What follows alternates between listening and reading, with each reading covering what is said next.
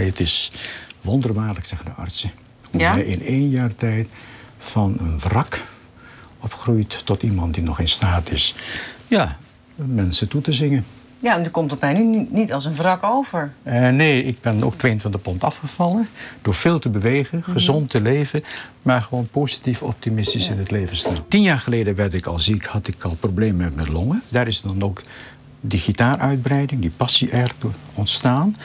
En het heeft zich verhevigd vorig jaar toen ik zeer ernstig ziek werd. Ik kon nauwelijks ademhalen, laat staan zingen. Maar door weer die hobby op te pakken, heeft het me zoveel energie weer meegekregen dat ik me nu iets beter voelde dan vorig jaar. Hoeveel gitaren zijn er in dit huis? Weet u dat? Oh, 90, 95. 90, 95? Have I told you lately that I love you? Well, darling, I'm telling